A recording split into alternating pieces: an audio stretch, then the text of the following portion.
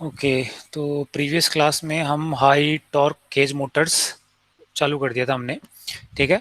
जिसके अंदर दो केज मोटर्स जो हम पढ़ रहे हैं, that is deep bar rotor and double cage rotor, जिसमें हम डीप बार रोटर खत्म कर चुके थे, है ना। उस वक्त अपनी लाइट चली गई थी तब। तो लेट मी रिवाइज फास्ट कि डीप बार रोटर हमने बेसिकली ये दोनों कंस्ट्रक्शन किसकी हैं, स्क्विरल केज इंडक्शन मोटर की हैं। क्यों? क्योंकि इसका जो स्टार्टिंग टॉर्क है वो बहुत पुअर है। Okay, so by such construction we can increase their starting characteristics. running characteristics तो इनका अच्छा है, तो we need to improve its starting characteristics. तो वो कुछ ऐसा किया था हमने डीप बार रोटर के अंदर। जो इसकी डेप्थ है, जो स्लॉटिंग है, वो नॉर्मल स्लॉटिंग से डीप कर दी थी हमने, ठीक है। उसकी वजह से क्या हुआ था, skin according to skin effect, जैसे ही आपकी मोटर स्टार्ट करती है तो एट स्टार्टिंग में क्या होता था, सारा का सारा करंट बेसिकली कहाँ फ्लो करता था, इसके फर्स्ट वाले लेयर के अंदर या रीजन के अंदर। तो ये मैं कह सकता हूँ, तो starting the current was flowing on the top of that. तो उसकी वजह से तो इसको जो एरिया मिल रहा था वो बहुत कम मिल रहा था। तो एरिया कम मिल रहा था, तो रेजिस्टेंस क्या होता है, रो एल अपॉन ए। तो क्रॉस सेक्शन एरिया जिस करंट में फ्लो कर रही है वो एरिया बहुत कम है, तो रेजिस्टेंस मुझे क्या मिलेगा, हाई। तो मेरी और and the torque is directly proportional to the rotor resistance, ये डिस्कस कर चुके हैं हम। तो rotor resistance high at starting, तो टॉर्क भी मेरी हाई हो गई थी। और फिर धीरे धीरे रनिंग कंडीशन के अंदर क्या होता है, मेरा पूरा पूरा जो इफेक्ट है, लीकेज रिएक्टेंस का इफेक्ट खत्म हो जाता है, ठीक है। लीकेज रिएक्टेंस सबसे ज्यादा मैक्सिमम कौन से रीजन की थी, फोर्थ की। ये सारी चीजें हम डिस्कस कर चुके हैं प्रीवियस लेक्चर के अंदर। ओके, तो और जब लीकेज रनिंग कंडीशन के अंदर जब स्लिप की वैल्यू मेरी बहुत कम हो जाती है, तो लीकेज रिएक्टेंस का इफेक्ट मेरा कम हो जाता है। तो और जो करंट फ्लो करता है पूरे एरिया के अंदर, ठीक है। तो नेक्स्ट जो net resistance area, cross section area मेरा बढ़ गया, तो नेट रेजिस्टेंस विल भी क्या हो जाएगा, कम हो जाएगा। ओके, बट इसके अंदर एक दिक्कत थी डीप बार रोटर के अंदर। इसका जो ग्राफ बनेगा, कुछ जो स्टार्टिंग कैरेक्टरिस्टिक बनेगा वो कुछ ऐसा बनेगा। और मैक्सिमम टॉर्क मैं बता चुका था, maximum torque is proportional to 1/x leakage reactance. तो मुझे बताओ, इस टाइप की कंस्ट्रक्शन की लीकेज, देखो इतना लंबा पाथ ट्रेवल करना पड़ रहा है, तो लीकेज रिएक्टेंस क्या होगी, इसकी ज्यादा होगी। तो मैक्सिमम टॉर्क क्या मिलेगी मुझे, कम। तो इसके अंदर मुझे स्टार्टिंग कैरेक्टरिस्टिक्स अच्छा मिल रहा है, रनिंग कैरेक्टरिस्टिक भी अच्छा मिल रहा है, बट जो मैक्सिमम टॉर्क मिल रही है वो मेरे को लो मिल रही है। तो उसके लिए हम कहाँ गए, डबल केज रोटर के साथ। तो इसका जो फिगर बनेगा, इसका जो डीप डीप बार की, वो कुछ ऐसा बनेगा। सी दिस, ये फिगर दिख रहा है, ordinary squirrel cage induction motor दिख रही है आपको। Ordinary squirrel cage induction motor का ग्राफ ये है, see this black one. Okay, ये वाला यही था टॉर्क स्लिप कैरेक्टरिस्टिक्स मेरा। ओके, जिसमें मेरी स्टार्टिंग टॉर्क क्या थी, दिस इज वेरी लो, ठीक है। फिर डीप बार की वजह से मेरी स्टार्टिंग टॉर्क क्या हो गई, क्योंकि स्टार्टिंग में रेजिस्टेंस इंक्रीज कर गया, तो टॉर्क मेरी इंक्रीज गई, तो स्टार्टिंग टॉर्क बढ़ गई। तो see this, this red curve is of deep bar rotor construction. तो स्टार्टिंग टॉर्क तो मेरी बढ़ गई, ठीक है। ग्राफ भी कुछ ऐसा ही आ रहा है, बट देखो मैक्सिमम टॉर्क डिक्रीज कर गई। क्यों? क्योंकि लीकेज रिएक्टेंस बढ़ गया, and the maximum torque we have derived that it is inversely proportional to the leakage reactance x2 dash. तो ये बढ़ गया, तो मेरा नेट मैक्सिमम टॉर्क क्या हो गया, कम हो गया। सी दिस, ओके, समझ में आया। और ये ग्राफ किसका है, ये वाला जो दिख रहा है आपको आर, ये है स्लिप रिंग इंडक्शन मोटर का। ओके, अगर रेजिस्टेंस मैं इंक्रीज कर दूं, अगर सॉरी स्लिप रिंग इंडक्शन क्या, इसमें रेजिस्टेंस आपके अगर ऐड कर दूं परमानेंटली, तो यहाँ पे जो इफेक्ट होगा मैक्सिमम टॉर्क पे, वो लीकेज रिएक्टेंस तो कम होगा, रेजिस्टेंस ज्यादा होगा, तो उसकी वजह से जो मैक्सिमम टॉर्क है वो मेरा कांस्टेंट आएगा। सो this is the graph for slip ring induction motor. तो मुझे ये अचीव करना है, ठीक है। बट हमारा ये वाला ग्राफ आया किसका, डीप बार रोटर का। ओके, नाउ नेक्स्ट कंस्ट्रक्शन है हमारा डबल केज रोटर। वो कैसे मैक्सिमम टॉर्क को बढ़ाएगा, लेट्स सी। यहाँ तक हमने समरी भी तक देख ली थी। Okay, so summary was that at the starting current mostly concentrated near the top पे रहेगा, स्किन इफेक्ट में भी ये होता है। And under running condition current is distributed uniformly through the conductor. तो उसलिए इफेक्टिव एरिया इंक्रीज कर जाए और R2 डिक्रीज। यही तो चाहते हैं हम, कि स्टार्टिंग में रेजिस्टेंस बढ़ जाए और रनिंग जो हमारा मेजर है, जो रनिंग कैरेक्टरिस्टिक्स है, वो इंप्रूव कैसे हो जाए, क्योंकि रेजिस्टेंस मेरा कम हो जाए ऑटोमेटिकली। वो हो रहा है इस कंस्ट्रक्शन से। अब मैक्सिमम टॉर्क कैसे इंप्रूव हो रही है with the help of this double cage rotor के अंदर। डबल केज रोटर के अंदर दिख रहा है आपको, ये रहा सेम। पहले डीप बार रोटर था, डीप बार रोटर के अंदर कुछ ऐसा कंस्ट्रक्शन था,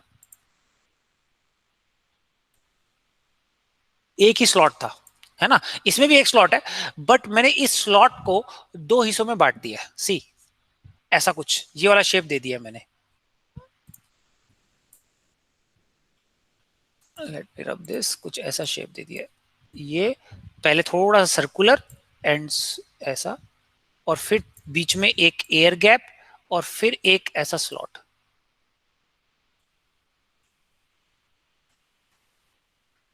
ऐसा कुछ, दिस इज माई स्लॉट, ठीक है। नॉर्मल शेप करके मैं थोड़ा सा सर्कुलर, फिर नीचे रेक्टेंगुलर ऐसा। अब एक कंडक्टर मैं इसके अंदर रखूंगा रोटर का, और एक इसके अंदर आएगा, ओके, दिस, इसके अंदर रेक्टेंगुलर शेप आ जाएगा, इसमें सर्कुलर शेप आएगा। तो इसमें आपको दिख रहा है, ये रहा, सी दिस नाउ। तो इस केज को जो हम कह रहे हैं, इस केज को हम कहते हैं आउटर केज, और इसको कहते हैं हम इनर केज, और इन दोनों के बीच में एयर गैप है, see this is called air gap, constriction भी बोलते हैं इसको, ठीक है। अब आउटर केज और इनर केज में आप इसका शेप का अंदाजा देख के बता सकते हो कि किसका क्रॉस सेक्शन एरिया ज्यादा है, बताओ क्रॉस सेक्शन एरिया किसका ज्यादा है, ये आउटर केज का या इनर केज का, एनीवन? Inner cage. देखो, वेरी गुड, जो इनर केज है इसका क्रॉस सेक्शन एरिया क्या है मेरा, ज्यादा है, वेरी गुड। अगर इसका एरिया ज्यादा है और इसका एरिया कम है, तो रेजिस्टेंस कम किसका होगा बताइए, रेजिस्टेंस इनर केज और आउटर केज में रेजिस्टेंस ज्यादा किसका कम होगा, किसका कम होगा, आउटर केज, इनर। इनर होगा ना, ये देखो ये सही है, कोई दिक्कत नहीं है, क्योंकि हमने R is equal to rho L upon है, एरिया मेरा कम तो रेजिस्टेंस मेरा ज्यादा।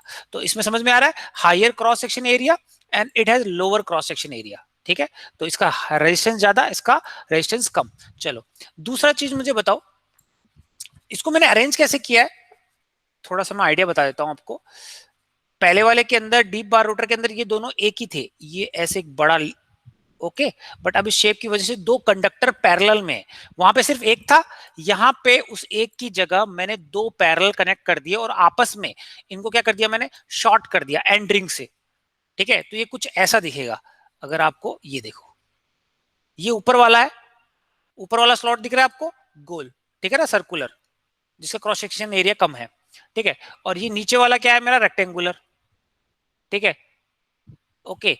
तो और इन दोनों को मैंने किससे कनेक्ट कर दिया, मेरी एंड रिंग से शॉर्ट सर्किट कर दिया। तो पहले वाला डीप बार रोटर में एक ही था बस ऐसे, बस इसको मैंने दो हिस्सों में बांट दिया, ठीक है। और इन दोनों के बीच में क्या रख दिया मैंने, ये देखो ये क्या है, air gap, this is my air gap. तो कंस्ट्रक्शन समझ में आया, दो कंडक्टर्स पैरेलल में कनेक्ट कर दिए of different shape, this is of lower cross section area, this is my outer cage and this is my inner cage of higher cross section area, ठीक है, एक ही स्लॉट के अंदर, जिसका शेप मैंने कैसा रखा है, कुछ ऐसा, ओके।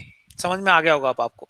चलो अब मुझे बताओ, करंट दोनों में फ्लो करेगा, पैरेलल पाथ है दोनों, तो लीकेज रिएक्टेंस, लीकेज रिएक्टेंस, इसका लीकेज रिएक्टेंस कुछ ऐसा होगा, ये इसका जो लीकेज फ्लक्स का पाथ है कुछ ऐसा होगा, this one, okay.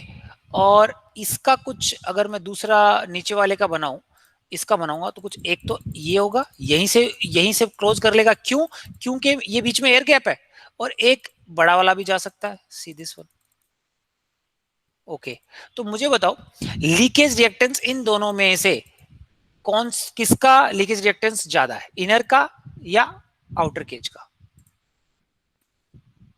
Inner, inner का। वेरी गुड, इनर का।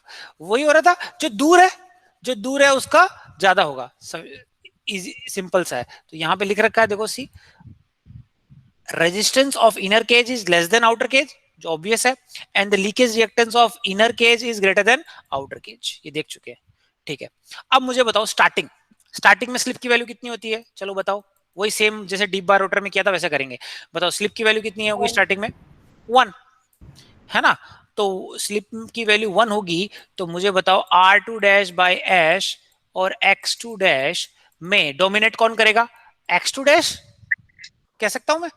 तो जो मेरा करंट होगा, that starting current will be V upon X two dash, ठीक है।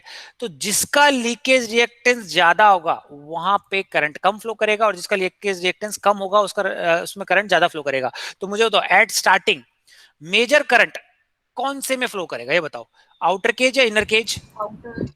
Outer cage. वही सेम कॉन्सेप्ट है ना, वही सेम कॉन्सेप्ट है। उस वाले पहले वाले के अंदर भी हमारा पूरा ऐसे डीप बार रोटर के अंदर जो करंट फ्लो कर रहा था वो सिर्फ ऊपर ऊपर फ्लो कर रहा था, तो मैं कह सकता हूं इसके अंदर। Very good. अब मुझे बताओ पूरा स्टार्टिंग में मेरा मेजर करंट इसके अंदर फ्लो कर रहा है, और इसका रेजिस्टेंस क्या है, कम या ज्यादा? ज्यादा। इसका रेजिस्टेंस क्या, ज्यादा है। तो मुझे स्टार्टिंग के अंदर रेजिस्टेंस क्या चाहिए था, ज्यादा, और मुझे मिल रहा है। ओके, सो टॉर्क भी मेरी क्या मिलेगी, torque is proportional to this rotor resistance, और मुझे ज्यादा मिल रही है। तो स्टार्टिंग टॉर्क मेरी क्या हो गई, इंक्रीज हो गई। चलो रनिंग केस के अंदर मेरी स्लिप की वैल्यू क्या हो जाएगी, कम हो जाएगी, और वहां पे कौन डोमिनेट करेगा, R2 dash by S will be dominating X2 dash, यही करेगा। ओके, तो स्टार्टिंग करंट सी दिस, तो रनिंग कंडीशन के अंदर मेरा जो करंट होगा वो क्या होगा, proportional to V upon R2 dash by S, है ना। तो करंट यानी लीकेज रिएक्टेंस का इफेक्ट खत्म हो गया। चलो लीकेज रिएक्टेंस का इफेक्ट खत्म हो गया, तो करंट फ्लो करेगा। अब ये दो पाथ है, ढंग से सुनना आप क्या कह रहा हूं। करंट मेरे पास दो पाथ है, एक तो इसके अंदर और इसके अंदर। ओके, कौन से के अंदर ज्यादा करंट फ्लो करेगा रनिंग कंडीशन के अंदर? This is my inner cage and this is my outer cage, बताओ। इनर। रनिंग इनर के अंदर, क्यों? क्यों? क्योंकि मेरा इसका रेजिस्टेंस क्या है, कम है। तो मेजरली जो करंट फ्लो करेगा किसके अंदर फ्लो करेगा, वही सेम पैरेलल रेजिस्टेंस है, दो दो रेजिस्टेंस है, ज्यादा करंट जिसकी वैल्यू रेजिस्टेंस कम होगी उसमें ज्यादा करंट फ्लो करेगा, यही किया हमने। तो रनिंग कंडीशन पे जो अब करंट फ्लो करेगा वो मेजरली किसमें करेगा, हमारा इसके अंदर। ओके, अब इसके अंदर फ्लो कर रहा है, इसके लिए लीकेज पाथ कौन सा है, ये, ठीक है। इसके अंदर लीकेज पाथ ये है। अब मुझे बताओ इसका, एक तो ये लीकेज पाथ है, ओके। और डीप बार रोटर का मुझे बताओ लीकेज पाथ, क्योंकि उसमें करंट कहां फ्लो कर रहा था, पूरे रोटर के अंदर फ्लो कर रहा था, तो उसका पूरा उसकी लेंथ, किसकी लेंथ ज्यादा है, डीप बार रोटर की के लीकेज फ्लक्स की, या फिर डबल केज रोटर की?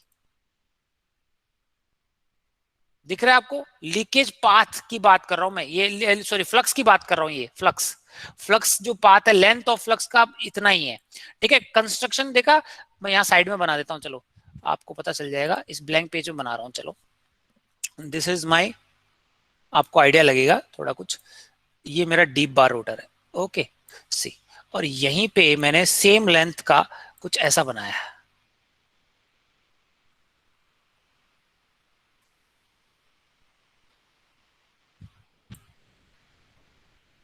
ओके। अब इसके अंदर मैंने क्या रखा है, ये मेरा डीप बार रोटर है, और ये मेरा आउटर केज का रोटर है, और ये मेरे इनर केज का है सपोज, है ना। अब मुझे बताओ इसका जो लीकेज, जो उसका फ्लक्स का पाथ होगा वो कुछ ऐसा होगा, रनिंग कंडीशन की बात कर रहा हूं मैं। और इसका अब जब रनिंग कंडीशन के अंदर इसमें करंट कहां फ्लो कर रहा है, मेनली नीचे इनर केज वाले में, तो उसका फ्लक्स का पाथ कुछ ऐसा होगा।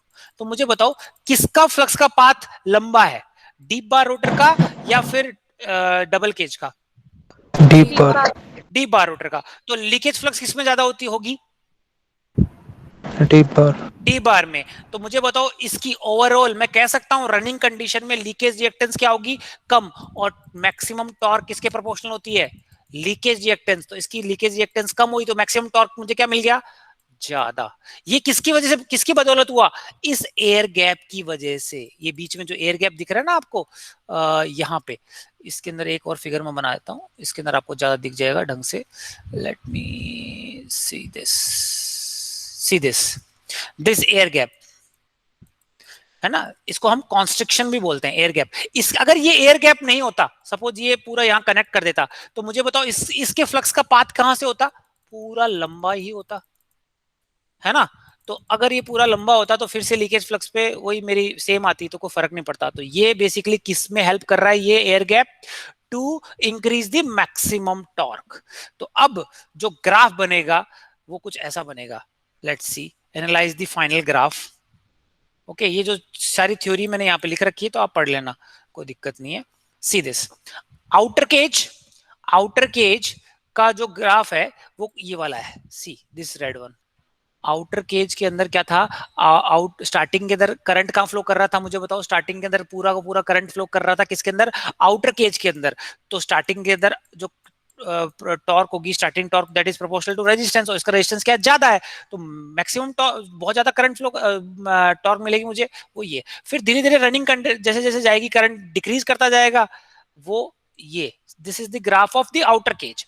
अब इनर केज का, इनर केज में लीकेज रिएक्टेंस ज्यादा थी और रेजिस्टेंस कम था, तो ये उसका ग्राफ कुछ ऐसा आएगा, ये वाला, ये ग्रीन वाला। Suppose this is my graph. अगर मैं आउटर केज और इनर का अलग अलग ग्राफ बनाऊं, तो अब जो नेट ग्राफ होगा या फिर नेट टॉर्क होगी, that will be the resultant या summation of this torque, this outer torque and this inner cage torque. तो इनकी जो टॉर्क बनेगी वो कुछ ये बनेगी, let me, this black one, ये वाली। तो दिख रहा है आपको, मेरी स्टार्टिंग टॉर्क क्या होगी, ज्यादा, और मैक्सिमम टॉर्क भी क्या है, वही। So this outer black one is the resultant torque slip characteristics of double cage rotor. Okay. तो this is, तो इसके अंदर क्या है, as the motor starts to run, the current through the outer cage starts to decrease, and hence the torque produced by outer cage also decreases. तो ये decrease करने लग जाएगी, क्योंकि करंट डिक्रीज करने लग गया था, सीधी सी बात है, धीरे धीरे। ओके, तो समझ में आया डबल केज रोटर का। अब इसका अगर इक्विवेलेंट सर्किट बनाए, अगर आपको इक्विवेलेंट सर्किट उसका याद है इंडक्शन मोटर का, तो इसमें सिंपल बन जाएगा। This is the equivalent circuit, याद है। अगर एक ही रोटर था, R1 X1 क्या थे मेरे स्टेटर के पैरामीटर्स, ये मेरा क्या है, मैग्नेटाइजिंग कंपोनेंट, इसके पैरेलल में था, उसको मैंने हटा दिया था, इक्विवेलेंट सर्किट बना रहा हूं। और ये क्या था मेरे रोटर के, है ना। अगर आप इक्विवेलेंट सर्किट भूल गए हैं, कुछ ऐसे आया था, इसके अंदर नहीं है, तो मैं यहाँ ब्लैंक पेज में बना देता हूँ। लेट मी रब दिस फटाफट। इक्विवेलेंट सर्किट कुछ ऐसा था, ये मेरा R1 JX1 स्टेटर के, ओके, मैं अप्रोक्सीमेट बना रहा हूं, दिस वाज JXM। तो ये मेरा स्टेटर के आगे, अब क्या आ गया, rotor R2 dash by S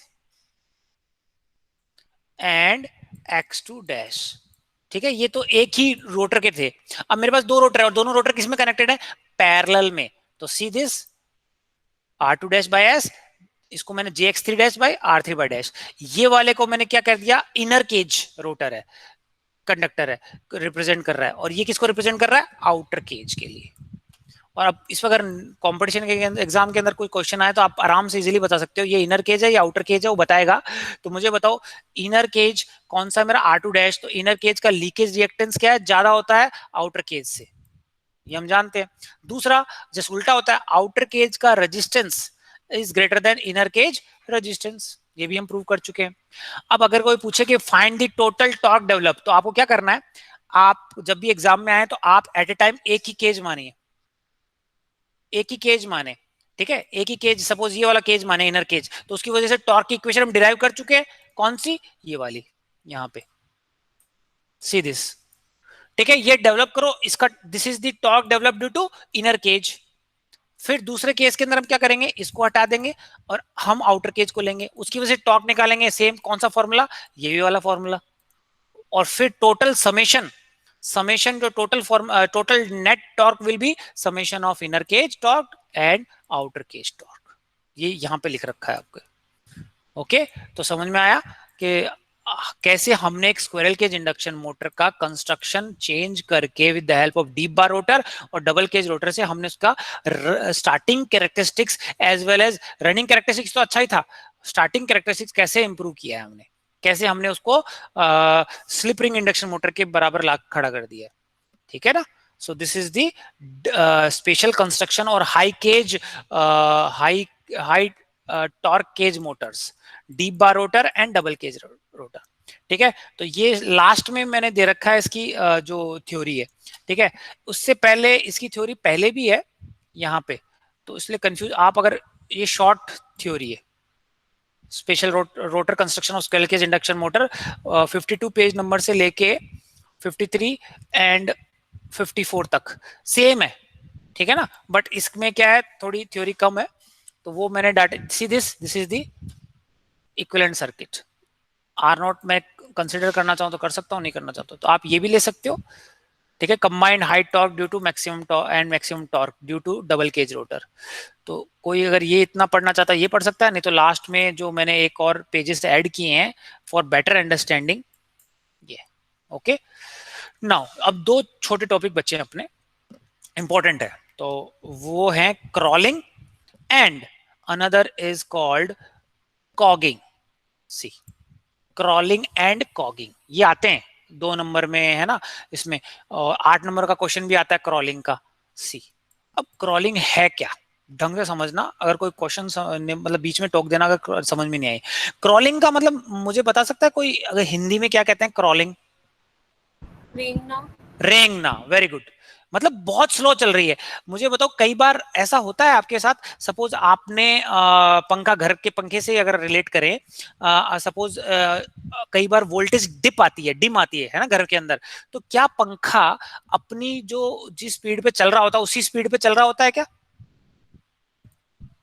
नहीं चल रहा होता ना, एकदम धीरे धीरे धीरे धीरे, हवा भी नहीं दे रहा, लेकिन वो अपनी कांस्टेंट स्पीड पकड़ चुका है एकदम एक लो स्पीड पे, है ना, तो वो रेंग रहा है, ठीक है, कम स्पीड पे। यानी मोटर जो हम चलाना चाहते हैं मोटर को 1000 आरपीएम पे, क्योंकि मेरा लोड 1000 आरपीएम पे ही फुलफिल होगा, और मोटर अपना जो स्टेबल कंडीशन है वो अचीव कर जाए किसके किसके ऊपर, लो स्पीड पे, सपोज 200 आरपीएम। तो मोटर क्या करती है, क्रॉलिंग करने लग जाती है, यानी motor is running at very slow speed, ठीक है ना। वो किस वजह से होता है वो देखते हैं, ठीक है, क्रॉलिंग पढ़ रहे हैं पहले हम। चलो, अब हमने एमएमएफ डिस्ट्रीब्यूशन पढ़ा था सेकेंड यूनिट के अंदर, है ना, फ्लक्स डिस्ट्रीब्यूशन पढ़ा था। मुझे बताओ क्या होता था, यहाँ पे हमने जो भी अपनी स्टेटर वाइंडिंग है उसको सप्लाई दी, उसकी वजह से स्टेटर कंडक्टर्स में करंट फ्लो किया, वो स्टेटर कंडक्टर्स ने क्या किया, फ्लक्स प्रोड्यूस किया, दैट इज, है ना, तो वो फ्लक्स का शेप क्या था, साइनोसोडल या नॉन साइनोसोडल? बताओ, फ्लक्स का शेप क्या था, साइनोसोडल या नॉन साइनोसोडल? बता सकते हो? Non sinusoidal. Non sinusoidal. कुछ बनाया था ना फ्लक्स डिस्ट्रीब्यूशन का, याद करो, कुछ ऐसा देखो, क्या मिल रहा था हमें, स्क्वायर, ठीक है, बट हमें क्या चाहिए, हमें क्या चाहिए, साइनोसोडल, ठीक है। तो साइन और साइनोसोडल बनाने के लिए हम क्या करते थे, डिस्ट्रीब्यूटेड वाइंडिंग यूज करते थे, ये सारी चीजें हम पढ़ चुके हैं। सी, डिस्ट्रीब्यूटेड वाइंडिंग से मुझे स्टेप रेस्पॉन्स मिला, दिस इज मोर साइनोसोडल। तो अगर कोई फ्लक्स, जो मेरी जो मुझे बताइए, ये फ्लक्स इसमें ये नॉन साइनोसोडल है, तो रोटर कंडक्टर के अंदर जो ईएमएफ प्रोड्यूस होगी वो भी क्या होगी, बताइए, नॉन साइनोसोडल। ये नॉन साइनोसोडल आई किस वजह से, ये आई किस वजह से, due to non uniform air gap. See this, ये आपको दिख रहा है स्लॉट, ये ऊपर वाले क्या है मेरे, मैंने क्या किया, मशीन को बीच में से कट किया है, ठीक है, यहाँ बीच में से कट किया है, और इसको straight normal straight horizontal view में दिखाया आपको, तो कुछ ऐसा दिखेगा। दिस इज, ये रेड कलर वाले मेरे स्टेटर स्लॉट्स हैं, ये मेरे रोटर स्लॉट्स हैं। तो मुझे बताओ, एयर गैप इन दोनों के बीच में, यहां से तो अपने को दिख रही होगी कि एयर कांस्टेंट एयर गैप है, नहीं, मुझे बताओ यहाँ पे एयर गैप की लेंथ ये, यहाँ पे एयर गैप की लेंथ ये, तो मुझे बताओ जो एयर गैप है वो यूनिफॉर्म है, नॉन यूनिफॉर्म है? Non uniform. नॉन यूनिफॉर्म है, और इसी की वजह से जो फ्लक्स का डिस्ट्रीब्यूशन है वो नॉन साइनोसोडल है। तो मुझे बताओ, हमें तो चाहिए साइनोसोडल, नॉन साइनोसोडल की वजह से क्या होगा, हार्मोनिक्स जनरेट करेंगे। सी दिस, ये हार्मोनिक्स वाले चैप्टर में हम पढ़ चुके हैं। This is the resultant waveform, resultant waveform क्या है, square, that is non sinusoidal. अब ये non sinusoidal waveform, it is the combination of various harmonics, तो it is combination of fundamental component, then other harmonics, और harmonics क्या होंगे, harmonics की definition हम जानते हैं, कोई बता सकता है फिर से एक बार वापस, हार्मोनिक्स क्या होते हैं, एनीवन, हार्मोनिक्स, हार्मोनिक्स क्या होते हैं बताओ? सर डिस्टोर्शन अवेलेबल होता है ना very good, sinusoidal distortion, waveform में। हाँ हाँ, वेरी गुड। तो हमें कौन सी वेवफॉर्म चाहिए थी बताओ? ये साइनसोइडल। तो मैं कह सकता हूं अनवांटेड वेवफॉर्म्स, और you can say that distort my original waveform. Original waveform कैसे आने चाहिए? साइनसोइडल आना चाहिए, बट मेरी क्या आ रही है? स्क्वायर। क्यों? वो किसकी वजह से आई? Resultant of this fundamental. हमें फंडामेंटल कंपोनेंट चाहिए, लेकिन इसके साथ साथ कौन कौन से हार्मोनिक्स? फंडामेंटल के अलावा जो भी कंपोनेंट है that are called harmonics. Simple definition समझ लीजिए, फंडामेंटल वेवफॉर्म के अलावा जो भी मेरे कंपोनेंट प्रेजेंट है दैट इज हार्मोनिक्स। तो अब मुझे बताइए फंडामेंटल कंपोनेंट कौन सा हो? First order. उसके बाद में हार्मोनिक कौन कौन से हैं? Second, third, fourth, fifth, sixth, seventh, eight and ninth and so on. तो मेरे काम का तो वन है, बट अगर ये इसका मतलब क्या होता है? फंडामेंटल की फ्रीक्वेंसी एफ होगी, तो इसकी फ्रीक्वेंसी कितनी होगी मुझे बताओ? f/2 है ना? ये देखो, ठीक है, सॉरी 2f। ओके, और थर्ड कंपोनेंट कितनी होगी? 3f। फिफ्थ कंपोनेंट कितनी होगी? 4f। इनका रिजल्टेंट आता है, बट यानी ये फ्रीक्वेंसी तो डबल हो रही है, बट इसका मैग्नीट्यूड कैसा हो रहा है? थर्ड हार्मोनिक कंपोनेंट का मैग्नीट्यूड क्या होगा? अगर फंडामेंटल कंपोनेंट का मैग्नीट्यूड सपोज m है, तो इसका कितना होगा? m/3। फिफ्थ का कितना होगा? m/5 and so on. ठीक है, तो अब नॉन साइनसोइडल की वजह से क्या हो रहा है? इसके अंदर अलग अलग हार्मोनिक्स फ्लो कर रहे हैं। कौन कौन से? अब लेकिन कौन कौन से हार्मोनिक होंगे मुझे बताओ? 2, 4, 6, 8 इवन हार्मोनिक्स के बारे में बता चुका हूं। अगर कोई भी फ्लक्स डिस्ट्रीब्यूशन, मुझे बताओ, ये दिख रहा है स्क्वायर वेव फॉर्म मिल रही है, ये क्या सिमेट्रिकल है एक्स एक्सिस के? Is it symmetrical? सिमेट्रिकल है कि नहीं बताओ? सिमेट्रिकल का मतलब समझ रहे हो? Yes sir. ये ये दिख रहा है एक्स एक्सिस पे के रिगार्डिंग क्या सिमेट्रिकल है। तो अगर अब बाई फोरियर सीरीज एनालिसिस, अगर कोई भी वेव फॉर्म, ये नॉन साइनसोइडल तो है, बट अगर ये एक्स एक्सिस के सिमेट्रिकल है, तो उसमें इवन हार्मोनिक्स नहीं होंगे। समझ में आया? एक statement by Fourier series analysis. अब कौन कौन से हार्मोनिक्स बचे मुझे बताइए, क्योंकि अब मेरी जो फ्लक्स डिस्ट्रीब्यूशन है वो नॉन साइनसोइडल तो है, बट इट इज सिमेट्रिकल। ठीक है, इट इज सिमेट्रिकल। तो अब कौन कौन से हार्मोनिक्स बचे मेरे पास बताइए? First, third, fifth, seventh, ninth, 11th, 13th and so on. मेरे काम का कौन सा है? First, fundamental. अब देखिए, हम मशीन के अंदर 3 फेज वाइंडिंग कर रहे हैं। ठीक है, कौन सी कर रहे हैं? 3 फेज वाइंडिंग कर रहे हैं। अब मुझे बताओ, तीनों की वाइंडिंग्स के बीच में फेज डिफरेंस कितना है? 120 डिग्री। Very good. और 120 डिग्री। अब मुझे बताओ, हमने केडी डिस्ट्रीब्यूशन फैक्टर निकाला था, याद है अगर आपको? उसका फॉर्मूला आपको याद है? साइन m β/2, m साइन β/2, यही कुछ था, कह सकता हूं मैं। और अगर मुझे, ये तो केडी डिस्ट्रीब्यूशन फैक्टर था किसकी वजह से? Fundamental component. अगर कोई पर्टिकुलर हार्मोनिक्स की वजह से मेरे को निकालना हो, तो वो क्या आएगा? नंबर ऑफ हार्मोनिक्स n से मल्टीप्लाई कर देते हम। याद आया कुछ? गुड। अब मुझे बताओ, एम बीटा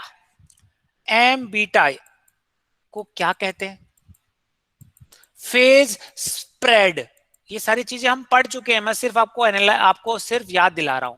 फेज स्प्रेड। तो मुझे बताओ, 3 फेज वाइंडिंग के अंदर फेज स्प्रेड कितनी डिग्री होगी? कितनी होगी? 120, क्योंकि तीनों फेज के बीच में डिफरेंस कितना है? सबके बीच में 120। अब मुझे बताओ, एम बीटा की 120 है, 120 डिवाइडेड बाय 2 कितना होगा? 60 डिग्री। तो मेरे पास ऊपर क्या आ जाएगा? Sine N 60 degree. ओके।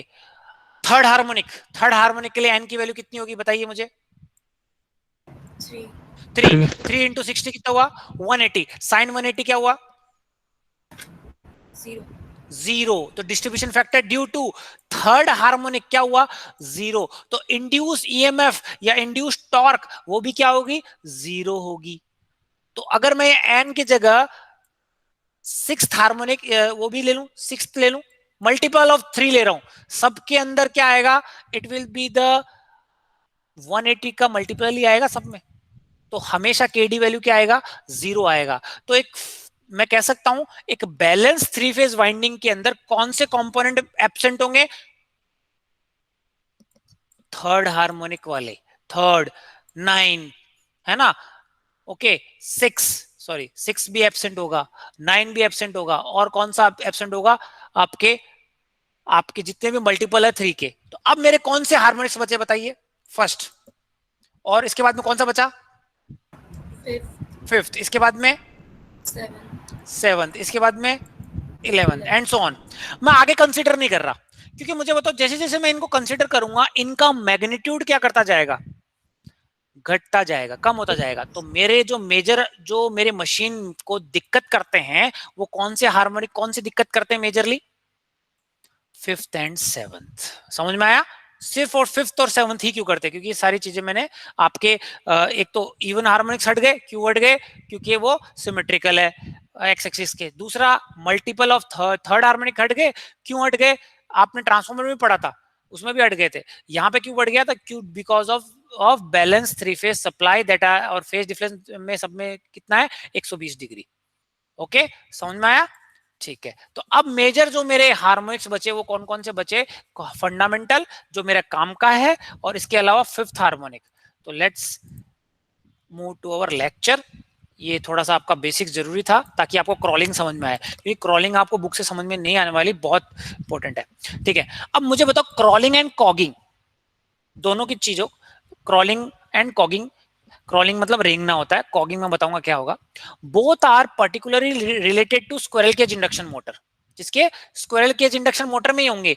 क्यों, क्योंकि जो स्टार्टिंग टॉर्क किसका कम होता है, स्क्विरल केज इंडक्शन मोटर का। तो अगर कोई चीज कम चालू होगी, स्टार्टिंग टॉर्क एकदम धीरे धीरे चालू होगी, तो स्टार्टिंग में ही अपना स्टेबल पॉइंट अचीव कर लेगी। कैसे कर लेगी वो देखेंगे। तो ये phenomena slip ring induction motor में नहीं होता। क्यों नहीं होता, क्योंकि उसकी स्टार्टिंग टॉर्क क्या है, ज्यादा है, वो क्रॉलिंग एंड कॉगिंग को क्रॉस कर देती है, ठीक है ना, because of high starting torque. क्योंकि उसके अंदर हमारे पास स्लिप रिंग इंडक्शन मोटर के अंदर एक फैसिलिटी है एक्सटर्नल रोटर रेजिस्टेंस ऐड करने की, ठीक है। सो क्रॉलिंग एंड कॉगिंग ढंग से समझ लेना, are only related to squirrel cage induction motor. Okay, so what is crawling? Sometimes squirrel cage induction motor exhibits a tendency to run a very low speed, at very low speed. कितना, ns/7। 7 क्या है मेरा, seventh harmonic था। अगर 1500 RPM मेरी synchronous speed है, तो seventh harmonic की स्पीड क्या होगी, divided by 7। Okay, ns/7। This phenomena is called crawling. यानी मेरी मशीन 1500 आरपीएम पे रोटेट नहीं कर रही, अब रोटेट कर रही है 214 आरपीएम पे, यानी बहुत कम स्पीड पे। हवा ही नहीं दे रहा पंखा, क्योंकि उसने अपना स्टेबल पॉइंट तो 214 आरपीएम पे अचीव कर लिया। कैसे करेगा वो हम देखेंगे अभी, है ना। क्रॉलिंग समझ में आ गया, व्हाट इज क्रॉलिंग, मतलब आपकी जो मशीन है वो ns/7 स्पीड पे रन करने लग जाती है एट वेरी लो स्पीड, ठीक है। Now, flux wave is a complex wave consist of, मैंने बता दिया, fundamental wave and odd harmonics like third, fifth, seven, और थर्ड को मैं हटा देता हूं। थर्ड, अब इनकी स्पीड क्या होगी, ns/3, ns/5। अगर फंडामेंटल कंपोनेंट स्पीड ns है, तो थर्ड हार्मोनिक की स्पीड ns/3, ns/5, ns/7, और थर्ड हार्मोनिक को हम हटा देते हैं because of balance 3 phase supply. Third harmonic component are absent in a balanced 3 phase system, hence it does not produce rotating field and torque. अब मुझे बताओ, ये फ्लक्स होगी एक तो fundamental flux, fifth flux, fifth harmonic flux और seventh harmonic flux, तीनों की टॉर्क अलग अलग होगी, तो रिजल्टेंट टॉर्क भी क्या होगी, अलग अलग होगी, ठीक है।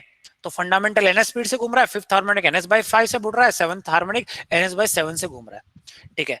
अब let's see what is crawling, ठीक है। मैं ड्रॉ कर रहा हूं कुछ, देखो सर। हाँ बताइए। सर अगर फ्रीक्वेंसी बढ़ा रहे हैं तो स्पीड भी बढ़नी चाहिए ना, ये थर्ड हार्मोनिक, फिफ्थ हार्मोनिक और सेवंथ में। सिंक्रोनस स्पीड की बात कर रहे हैं, सिर्फ वो कौन सी बात कर रहे हो आप, टाइम फेज की बात कर रहे हो। आप क्या कर रहे हो, इस वाले से, इसी की तो बात कर रहे हो, ये टाइम की है। मैं बात कर रहा हूं रोटेटिंग स्पीड, समझ में, रोटेटिंग स्पीड घूमने की, फ्लक्स घूम रही है वो वाली, उसकी चीज बता रहा हूं मैं। This is the time component, ये है मेरा magnitude versus time, frequency. Okay, यहाँ पे ये फ्रीक्वेंसी टाइम से रिलेटेड है, मैं फ्रीक्वेंसी उससे नहीं कर रहा, मैं बात कर रहा हूं एंगुलर फ्रीक्वेंसी, ठीक है ना। नॉर्मल फ्रीक्वेंसी बात नहीं कर रहा, angular frequency that is rotating. Okay okay. Now अब मुझे बताओ, आपने फंडामेंटल कंपोनेंट एनएस का मैं ग्राफ बना रहा हूं, सपोज मैं ग्रीन कलर से बना रहा हूं, वो कुछ ऐसा बनेगा. टॉक्स ये कुछ ऐसा याद है आपको, ये रहा, दिस इज, ये किसका ग्राफ है, एनएस का, फ्लक्स, एनएस की फ्लक्स से. अब दूसरा एक और चीज मैं बताना चाहता रहा था कि इनका क्या हो रहा है, आपके जो पॉजिटिव्स और नेगेटिव सीक्वेंस क्या हो रहा है. एक फ्लक्स तो क्लॉकवाइज घूम रही है, वो मेरी पॉजिटिव सीक्वेंस मान लिया मैंने, और एक फ्लक्स नेगेटिव घूम रही है, दैट इज नेगेटिव सीक्वेंस, मतलब उसका सीक्वेंस अलग है.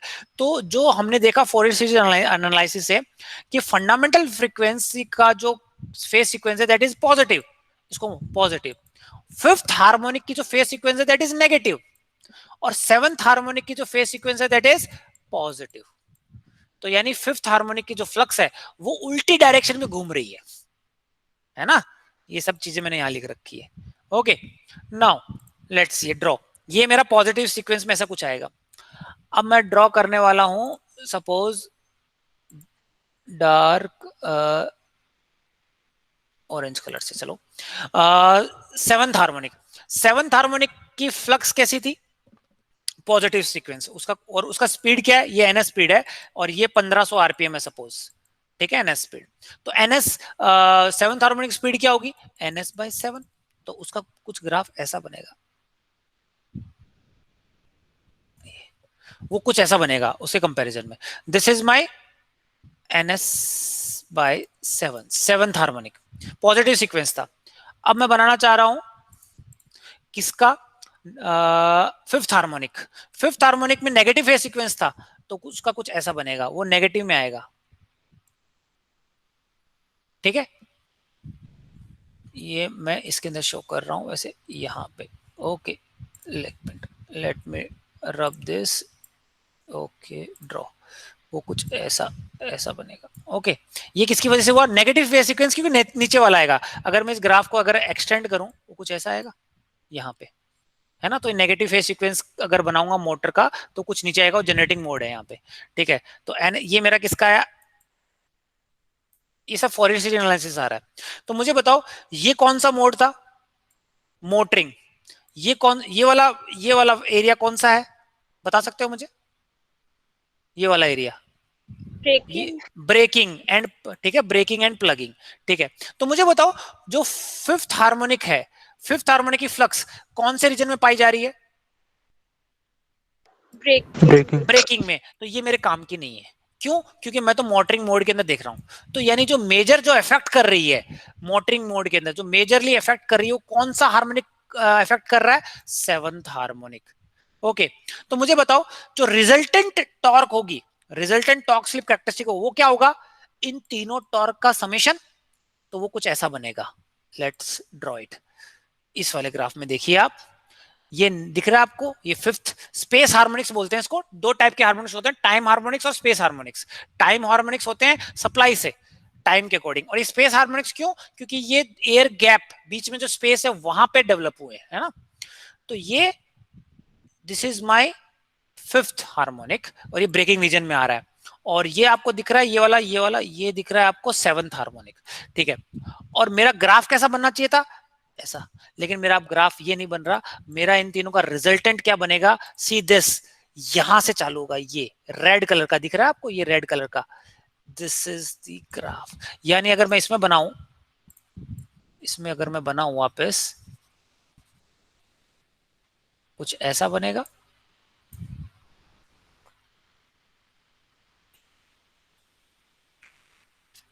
इसको तो मैं बंद कर देता हूं. सी दिस,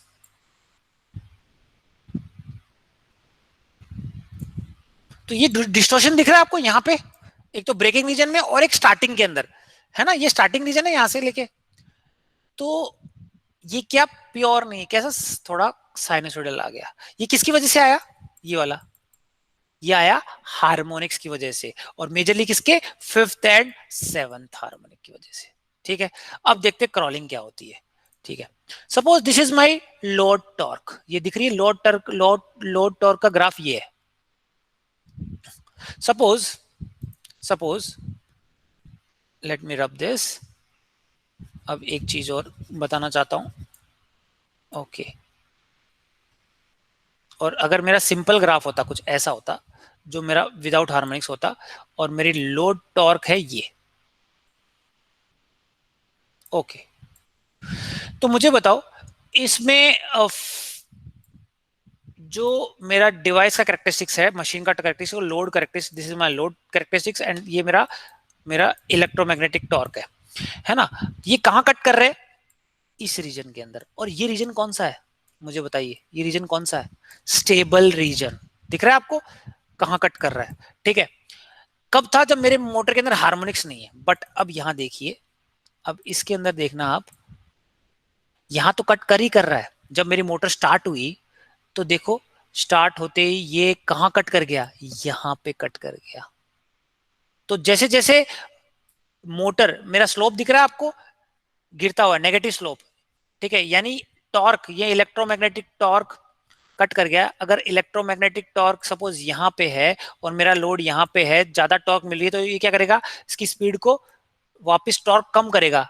ठीक है, यहाँ पे कर दिया। अगर सपोज फॉर एग्जांपल मेरी टॉर्क कम हो गई, है ना, टॉर्क कम हो गई, लोड ज्यादा है, तो ये स्पीड वापस क्या करेगा? टॉर्क को ज्यादा लगाना चाहेगा। तो ये कौन सा रीजन आ गया? स्टेबल रीजन आ गया इसके लिए। यहाँ पे एक्चुअल मेरा स्टेबल रीजन कौन सा था जो हमने स्टार्टिंग में पढ़ा था टॉर्क स्लिप कैरेक्टरिस्टिक के अंदर? ये वाला। सी दिस, अगर आप भूल गए हो तो, ये रहा स्टेबल रीजन, ये वाला। अगर मेरा कैरेक्टरिस्टिक कैसा हो? नेगेटिव स्लोप ऐसा हो। अगर यही ऐसा कैरेक्टरिस्टिक मुझे पहले मिल जाए तो मैं पहले स्टेबल कर लूंगा। वो मेरे को मिल गया है, देखो ये रहा। See this shape and this shape, same characteristics, अपनी स्पीड, अपनी लोड टॉर्क, आराम से ये इस पॉइंट पे घूमता रहेगा, स्टेबल हो जाएगा। क्यों? क्योंकि सेम कैरेक्टरिस्टिक्स मिल रहा है मुझे। तो मुझे बताओ यहाँ पे मोटर की स्पीड कितनी है? NS/7, 214 RPM. और मोटर को रन कितना करना चाहिए? 1500 आरपीएम। तो ये सैडल रीजन बोलते हैं इसको, सैडल रीजन। यहां पे मोटर क्या कर रही है? बहुत धीरे धीरे धीरे धीरे घूम रही है और स्टेबल मान लिया, अपने आप को स्टेबल मान लिया। ठीक है, this is my saddle point, है ना। तो यहाँ पे अपने आप को स्टेबल मान लिया और कम स्पीड पे घूम रही है। अब कम स्पीड पे रेंगेगी तो ये सप्लाई से भी करंट क्या करेगी? ज्यादा खींचेगी, है ना। लॉसेस भी ज्यादा होंगे और मेरा जो एक्चुअल लोड है उसको अचीव भी नहीं कर पा रही, है ना। तो this condition is called crawling. ये कैसे आया? समझ में आया ना आपको? NS/7 स्पीड से घूमने लग गई। क्यों? बिकॉज ऑफ मेरा टॉर्क और स्लिप कैरेक्टरिस्टिक्स चेंज हो गया, because of fifth and seventh harmonic, है ना। तो ये सारी चीजें यहाँ पे लिख रखी हैं। So during crawling the speed is very low, the current is very high, the losses are very high, and the efficiency is very low. Motor will overheat. So, है ना, motor operate in saddle region. Motor overheat करने लग जाएगी, धीरे धीरे धीरे धीरे, current ज्यादा फ्लो कर रहा है, तो काम का ही नहीं है। तो मुझे इसको अवॉइड करना है। वो कैसे अवॉइड करोगे? कैसे अवॉइड करोगे? स्टार्टिंग टॉर्क को इंक्रीज करके। भाई स्टार्टिंग टॉर्क की इतनी ज्यादा स्पीड रखूं कि ये इस रीजन को क्रॉस कर जाए, क्रॉस कर जाए तो यहां तक पहुंच जाएगा। तो ये फिर जाके कहां स्टेबल करेगा? यहाँ पे। ये किस वजह से हो रहा है? क्योंकि मेरी स्क्विरल केज इंडक्शन मोटर की स्टार्टिंग टॉर्क बहुत कम है, धीरे धीरे डेवलप हो रही है। तो वो धीरे धीरे डेवलप हो रही है, तो उसको ये पॉइंट नजर आया, तो ज्यादा जोर क्यों लगाएगी? वो इधर ही स्टेबल मान लेगी। This is wrong. Okay, so crawling में also be avoided by starting the induction motor on no load. क्योंकि नो लोड पे कोई लोड नहीं होगा तो मोटर मेरी क्या होगी? बहुत स्पीड से। एक और है कि भी नो लोड पे मैं मोटर को स्टार्ट कर दूं और वो अपनी स्पीड अचीव कर लेगी। जैसे स्पीड अचीव कर ली, मैं लोड लगा दूं, है ना, if possible, and apply the load when the motor reaches it's steady state और नो लोड स्पीड। ओके, तो ये सब चीजें हम deep bar rotor, double cage rotor लेके उनकी स्टार्टिंग टॉर्क इंक्रीज कर रहे हैं और ये अवॉइड करते हैं क्रॉलिंग। तो आपको समझ में आया क्रॉलिंग क्या है? Okay, now next phenomena, cogging. ये भी इंपॉर्टेंट है, कॉगिंग भी समझना है आपको। ठीक है, so let me reload this, एक नया बनाता हूं। ओके, अब एक ग्राफ बना रहा हूं मैं, आप बताना मुझे। Let me draw, torque slip characteristic ही बना रहा हूं। Okay, this is my torque slip characteristics. Simple, दो हैं, लोड टॉर्क बना रहा हूं मैं, एक तो लोड टॉर्क ये है, this is my load torque TL1. Okay, now another load torque is this TL2. Okay, this is torque and slip characteristics. तो मुझे बताओ अगर लोड 1 और लोड 2 में से मोटर की, सपोज लोड 1 की बात करें, लोड 1 के केस के अंदर मोटर चालू हो जाएगी क्या? बताइए। लोड 1 मेरा था, लोड 1 के केस के अंदर मोटर मेरी रन करने लग जाएगी क्या? बताइए स्टार्टिंग से। No sir. क्यों? देखो ये लोड 1 है, लोड 1 है मेरा, suppose for example 9 newton metre है ना लोड टॉर्क की जो है, और ये मेरी है 10, स्टार्टिंग टॉर्क कितनी है? 10 न्यूटन मीटर।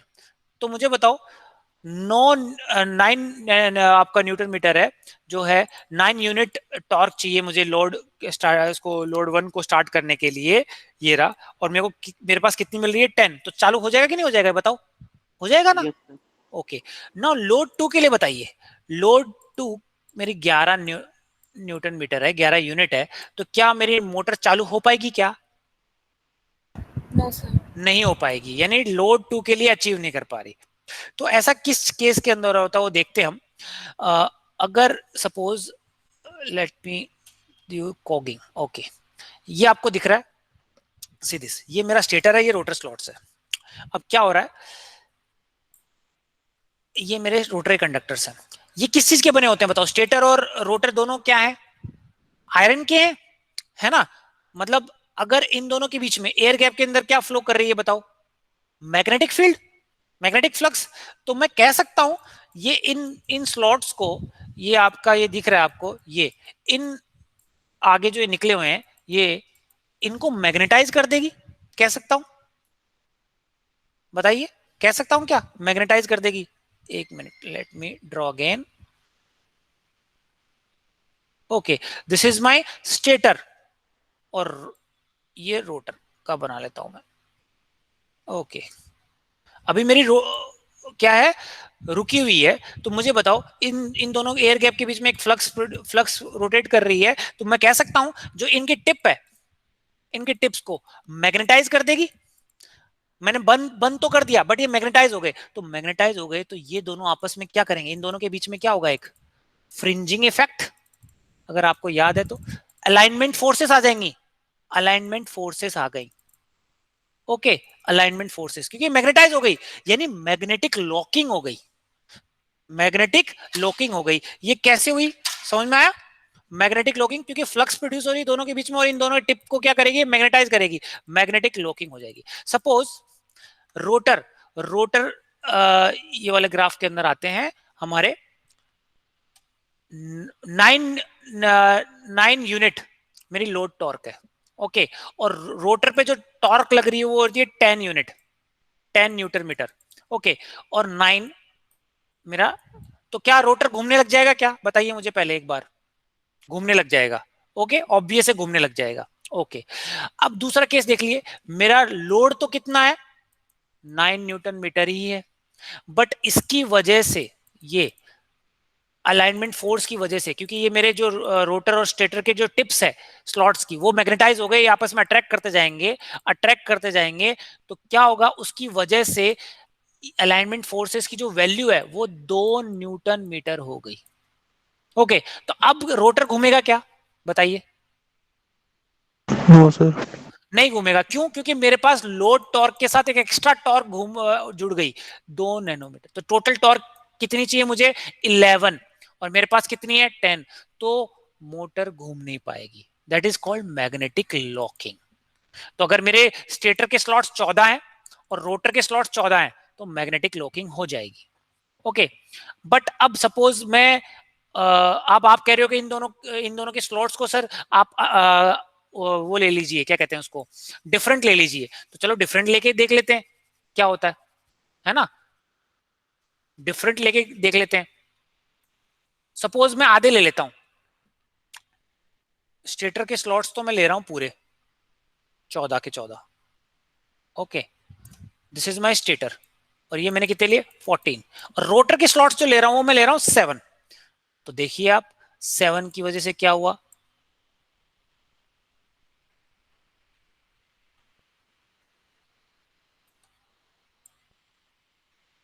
तो मुझे बताओ दो स्लॉट्स के लिए, है ना, दो स्लॉट्स के लिए एक इसका स्लॉट आ रहा है ना, टिप आ रही है।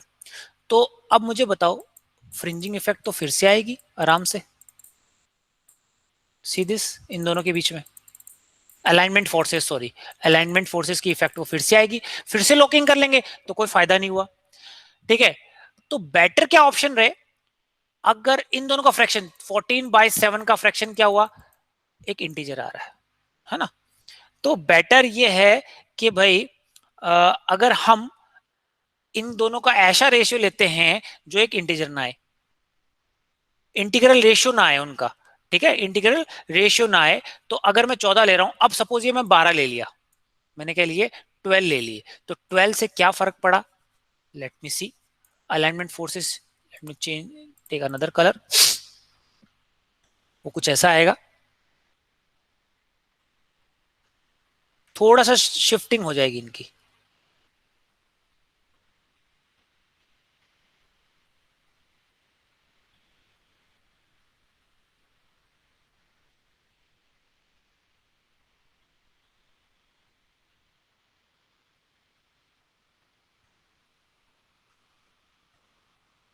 ठीक है। तो अब इसमें क्या हो रहा है, इस वाले केस के अंदर ये क्या, थोड़े से मैं थोड़ा सा ढंग से ग्राफ बनाता हूं, आपको समझ में आएगा।